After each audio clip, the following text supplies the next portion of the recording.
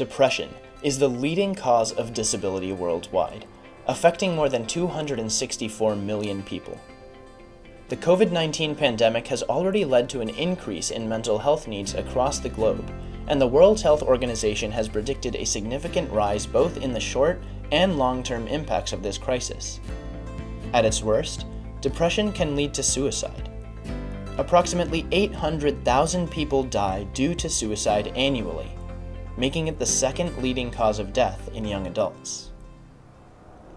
Limited resources, a lack of trained healthcare providers, the social stigma associated with mental disorders, and inaccurate assessment are just a few of the barriers to receiving adequate treatment.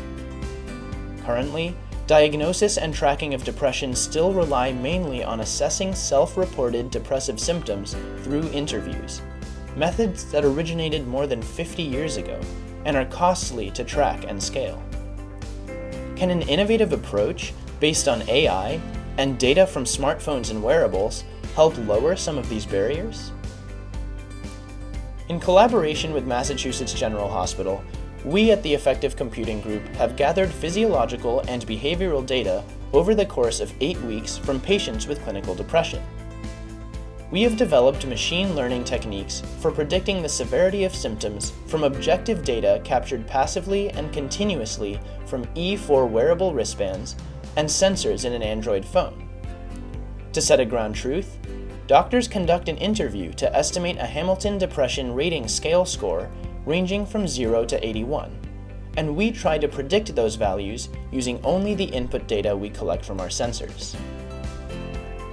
That data include electrodermal activity, or EDA, sleep behavior, motion, location changes, and phone communication and usage patterns.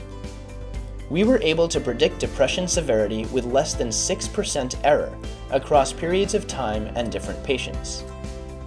Analyzing the features and their relation to depressive symptoms, we found that poor mental health was accompanied by higher asymmetry of EDA between right and left wrists, more irregular sleep, less motion, less variability in location patterns, and fewer incoming messages. Our results suggest heterogeneity of depressive symptoms across patients, showing greater variation when predicting depressive symptoms for new patients compared to across different timescales for the same patient.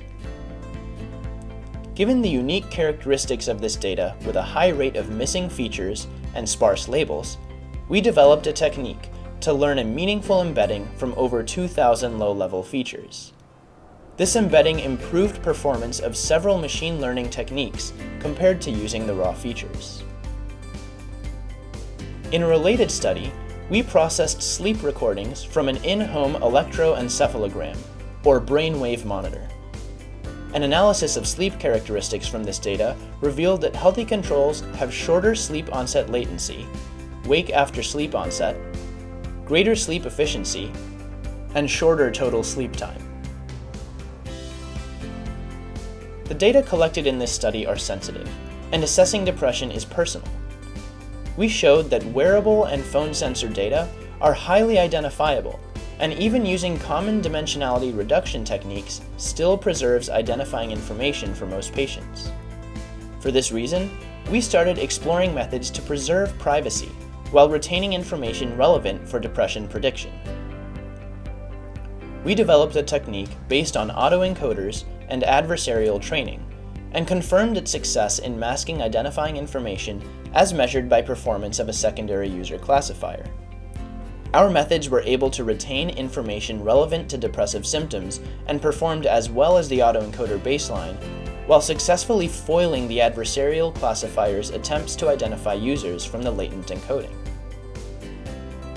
As the study continues, we aim to develop new artificial intelligence to improve evaluation and diagnosis of this debilitating disease and contribute to its meaningful subtyping.